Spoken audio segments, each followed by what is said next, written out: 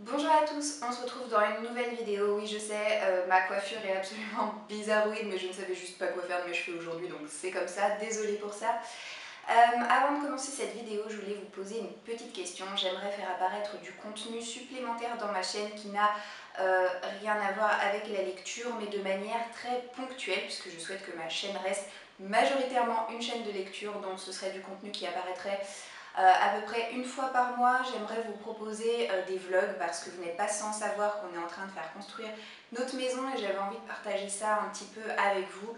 Donc ce genre de contenu et également des hauls, des choses un petit peu plus lifestyle. Donc dites-moi ce que vous en pensez. J'ai eu l'occasion d'en parler avec une ou deux copines blogueuses ainsi qu'une abonnée qui m'ont dit que oui, pourquoi pas, ce serait pas mal de mettre ça en place, mais voilà, elles ne sont pas les seules à regarder mes vidéos, c'est pour ça que je vous demande aujourd'hui votre avis, si vous pouvez m'indiquer en commentaire ce que vous en pensez. Je vous retrouve aujourd'hui pour une update lecture. Je vais vous présenter mes 5 derniers livres lus. Vous commencez à en avoir l'habitude. Je commence très souvent mes updates avec une bande dessinée. Et la bande dessinée du mois, c'est tout simplement le tome 3 des Carnets de Cerises. Encore une fois, je suis tombée sous le charme de cette histoire, de ces personnages et de cette ambiance, parce que Cerise, c'est vraiment une ambiance particulière. Donc dans cette histoire-ci, on fait connaissance avec un nouveau personnage qui est une relieuse. On en apprend d'ailleurs un petit peu plus sur ce métier qui est extrêmement ancien, qui date je crois du Moyen-Âge, quelque chose comme ça, enfin qui existe depuis bien avant la naissance de l'imprimerie en tout cas. Cerise et ses copines vont donc faire la connaissance de cette dame qui est relieuse et elles vont l'aider à résoudre un petit peu une enquête, puisque vous n'êtes pas sans savoir que dans Cerise, c'est à chaque fois un volume pour une enquête.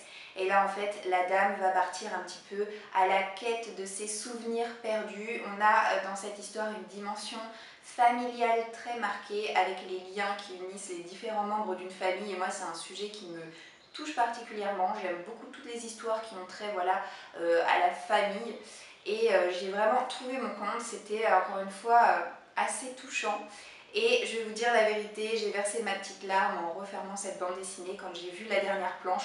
Pas parce que la dernière planche prêtait forcément à pleurer, hein. Il y a des gens qui peuvent le lire sans verser une larme, je vous assure. Mais c'est juste que moi, voilà, je suis quelqu'un d'assez sensible, je pense. Enfin non, c'est pas je pense, je suis sensible, je suis très sensible. Et voilà, le point final de cette histoire m'a vraiment touchée. Donc encore une fois, ça a été une superbe lecture. Après cette bande dessinée, j'ai ensuite lu le premier tome de la trilogie La Sélection. Ne me jetez surtout pas de cailloux, je sais, je n'avais encore jamais lu ce livre, mais voilà, c'est réparé, je l'ai lu. C'est une dystopie dans laquelle il y a en fait un royaume, et la tradition est que le prince de ce royaume choisit sa future femme avec une espèce de tirage au sort auquel peuvent participer toutes les jeunes filles à marier qui le souhaitent. 27 d'entre elles vont intégrer ce qu'on appelle la sélection, qui est une sorte de télé-réalité. Donc elles vont aller à l'intérieur du palais, et comme une télé-réalité, voilà, n'importe laquelle, et ben elles vont avoir des rendez-vous avec le prince sous l'œil des caméras, qui va retransmettre à la télévision dans tout le royaume chacun de ces rendez-vous. Il va y avoir des éliminations jusqu'à ce qu'il n'en reste plus qu'une. Voilà pour l'histoire. Et l'héroïne, qui s'appelle America, vient d'une famille un petit peu modeste, donc ils n'ont pas trop de sous, et ses parents la poussent à participer à ce tirage au sort parce que chaque semaine passée à l'intérieur du palais permet voilà, un petit pécule à chaque famille, donc c'est un revenu quand même qui n'est pas négligeable. Donc America, elle n'est pas très motivée. Ok, il y a l'argent, mais le truc c'est qu'elle est déjà amoureuse donc d'un personnage qui s'appelle Aspen.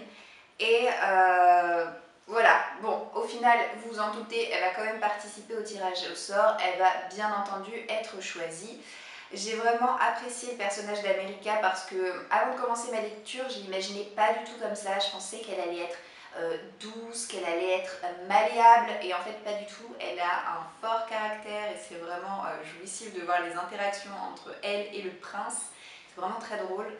Et voilà, elle ne se laisse pas marcher sur les pieds, mais elle est en même temps très généreuse. Elle a un cœur en or et elle est extrêmement loyale, donc elle m'a beaucoup plu. La manière dont je vous ai résumé l'histoire, vous devez vous douter qu'il y a un triangle amoureux donc entre America, Aspen et Maxon, le prince. Il y en a beaucoup qui sont allergiques au triangle amoureux, qui se disent oh là là, c'est vu, revu et re-revu, mais moi franchement, triangle amoureux ou pas triangle amoureux, je m'en fiche. À partir du moment où c'est bien écrit, où l'auteur réussit à m'embarquer dans son histoire, c'est pas quelque chose qui me dérange. Et là, je trouvais que spécialement dans ce livre-ci, c'était vraiment pas dérangeant. J'ai passé un très agréable moment de lecture. Pour moi, ça a été un 4 sur 5. Pas un 5 parce que j'ai trouvé qu'il y a certains moments où on passait assez vite et qui auraient été mérités d'être peut-être plus approfondis. En tout cas, c'était une très bonne lecture et j'attends avec impatience donc de me plonger dans le tome 2 et ce sera fait courant mai. J'ai ensuite lu le tome 2 donc, de la trilogie Enclave.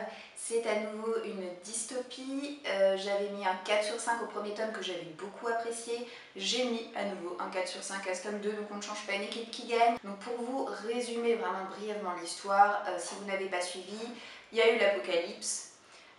Les êtres humains, certains, se sont transformés en espèces de mutants, de monstres, etc.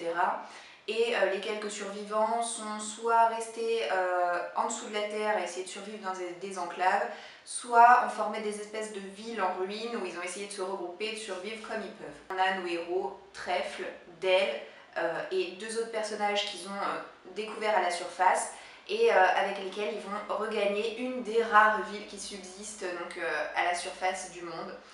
Et toute la première partie du récit, c'est vraiment la vie dans la ville. Et ça change énormément du tome 1, c'est-à-dire que le rythme est vraiment lent. C'est pas quelque chose qui m'a dérangée parce que j'ai vraiment été intéressée par ma lecture. C'est une ville qui retourne à des principes vraiment très vieillots, on va dire. Ça fait vachement penser aux Amish. Enfin, je sais pas si vous voyez ceux qui ont les barbes là, qui font surtout de l'agriculture.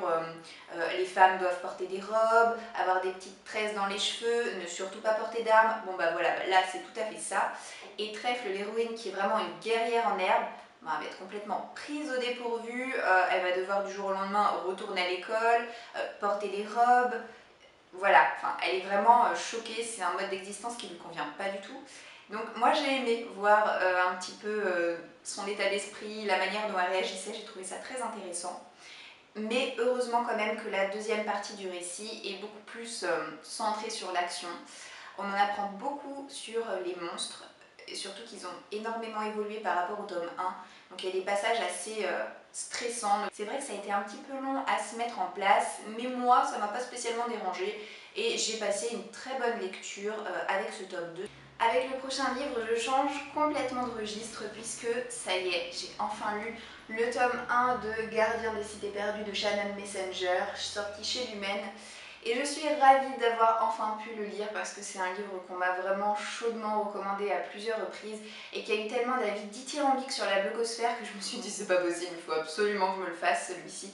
Donc voilà, c'est fait et c'est un 4 sur 5 pour moi. Voilà, je suis désolée, je fais pas partie des gens qui ont eu un coup de cœur pour ce livre, mais je pense que si je l'avais lu d'une traite en une semaine comme j'essaie de faire habituellement pour les autres livres, je pense que j'aurais pu mettre un 5. Là c'est vrai, j'ai eu plusieurs contraintes au mois d'avril qui ont fait que j'ai commencé ce livre début avril et que je l'ai terminé vraiment fin avril. Pour vous la résumer, c'est l'histoire de Sophie qui a 12 ans. Elle est un petit peu en marge de ses camarades d'école parce qu'elle est télépathe, elle lit dans les pensées des gens et elle est la seule à savoir faire ça à sa connaissance. Et en plus de ça, elle a une mémoire photographique. Et du jour au lendemain, elle va faire la connaissance d'un adolescent qui a quelques années de plus qu'elle qui s'appelle Fitz, qui va venir la trouver et il va lui dire bah écoute ma grande, fais tes bagages parce que tu n'appartiens pas au monde des humains, tu es plus que ça, tu es une elfe. Donc tu as une identité, tu as des origines, tu as une histoire dans un autre monde. Il faut que tu fasses tes bagages et il faut également que tu t'inscrives à l'école elfique qui s'appelle Foxfire, là où tous les elfes font leur apprentissage. Donc voilà, l'histoire c'est ça. J'ai trouvé que c'était bien écrit. L'auteur a une imagination de dingue, c'est-à-dire que l'univers est hyper riche. Elle a pensé à tous les détails. Il y a énormément de choses à retenir sur les fonctions des elfes, sur les elfes qui ont chacun un pouvoir un petit peu différent de celui de son voisin. sur le système scolaire, la manière dont elle s'organise, les cours un petit peu particuliers que Sophie a à suivre, puisqu'il y en a certains assez originaux comme l'élémentalisme où il s'agit en fait de mettre dans une petite bouteille une tornade ou un nuage. Et en plus de ça, elle fait apparaître des animaux disparus du bestiaire depuis des milliers d'années. Donc là aussi c'est un petit côté exotique et dépaysant jouissif, c'est vraiment génial. Donc pour ça, vraiment j'ai adoré. Après, le problème, c'est qu'il y avait tellement d'informations à retenir dans ce tome-là qu'au bout d'un moment, mon cerveau il a juste saturé. Et comme je vous l'ai dit, je ne l'ai pas lu d'une traite. Et ça a un petit peu joué notamment au niveau des noms des personnages. J'ai eu des petits cafouillages. Voilà, mais j'ai vraiment adoré. L'héroïne m'a plu. Alors par contre, elle a un tic vraiment stressant, je crois que je m'en suis toujours pas remise. Quand elle est nerveuse, elle s'arrache les cils. Mais elle s'arrache les cils. Enfin, j'ai jamais lu ça nulle part. Moi, quand je suis stressée, je m'arrache les peaux des lèvres, à la limite. Mord les lèvres comme ça, mais alors les cils, non, je n'y touche pas, les cils. C'était bizarre. Et autrement, les autres personnages sont assez attachants, il y en a qui sont vraiment très intéressants, mais mes personnages secondaires préférés, ce sont vraiment les tuteurs de Sophie. Et ils m'ont vraiment bouleversée parce que dans le monde elfique, il faut savoir qu'on ne meurt pas comme ça, c'est difficile pour mourir. Et malheureusement, ces deux-là, eh ben, ce sont les parents d'une petite fille qui est morte à peu près à l'âge de Sophie et ils ont énormément de mal à s'en remettre. Et j'ai trouvé les interactions entre ces trois-là bouleversantes, vraiment.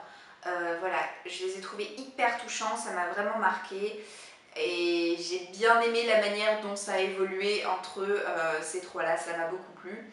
Donc en résumé, ça a été une formidable expérience de lecture. Il me reste un livre à vous présenter, celui-ci est tout frais dans ma tête parce que je l'ai lu il y a vraiment pas longtemps. Il s'agit du premier tome de la trilogie La fille de braise et de ronces de Rae Carson. Encore une fois, j'ai la trilogie complète dans ma palle, mais je ne l'avais pas encore commencé. Je l'ai lu en lecture commune avec Béa, comme je l'ai vu prendre le tome 1 et le tome 2 de cette série au Salon du Livre en mars. Je me suis dit, bon bah ok, viens on fait une lecture commune, comme ça au moins je réussirai à sortir mon premier tome, et voilà, c'est ce qui s'est passé. C'est de la fantaisie jeunesse. J'ai trouvé l'univers vraiment très intéressant, ça avait un petit côté dépaysant et exotique, puisque ça m'a fait beaucoup penser à l'Amérique latine. Les prénoms des personnages ont des consonances vraiment chantantes comme Alejandro, Humberto. Le personnage principal s'appelle Elisa. Donc oui comme moi, mais ça s'écrit pas de la même manière. Et puis moi, je vous le rappelle, c'est un pseudonyme, je ne m'appelle pas Elisa. Le climat est très sec, très désertique, mais on a voilà une faune et une flore quand même en pleine expansion. Même au niveau de l'architecture, il y a un style vraiment très particulier. Et comme dans tout bon récit de fantasy qui se respecte, le premier tome est très introductif. On nous brosse vraiment le monde tel qu'il est, que ce soit donc au niveau géographique, mais au niveau aussi politique et militaire. Donc on a une dimension très ancrée de ce côté-là.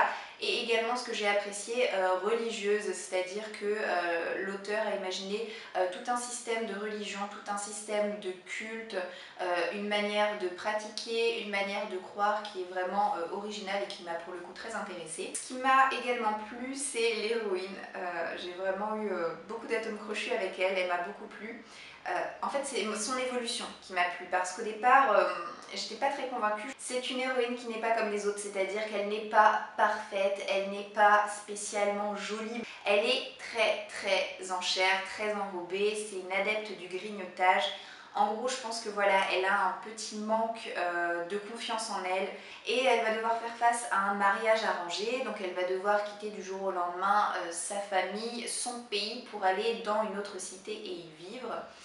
Et à un moment, il va se passer quelque chose que je ne vais pas vous dire puisque je ne vais pas vous spoiler l'histoire, mais cet événement, ça va être vraiment un élément déclencheur du changement de personnalité de l'héroïne qui m'a fait l'apprécier énormément parce que du jour au lendemain, elle va apprendre à prendre sur elle, à devenir courageuse, à devoir faire confiance aux gens, à devoir prendre des responsabilités et même physiquement, elle va beaucoup changer, elle va mûrir, d'autant qu'elle a une position sociale vraiment très importante parce que non seulement c'est une princesse, mais aussi au niveau de leur fameux culte, de leur fameuse religion, elle possède une pierre dans le nombril qui fait d'elle que c'est une élue.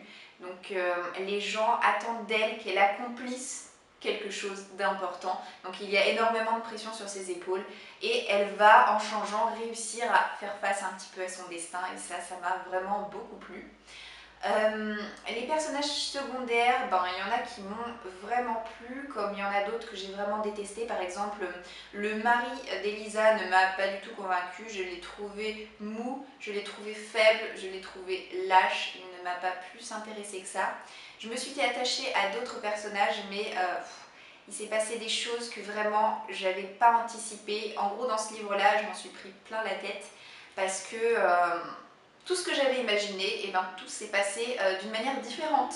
Donc je n'ai rien pu prévoir et c'est ce côté vraiment imprévisible du livre qui m'a beaucoup plu.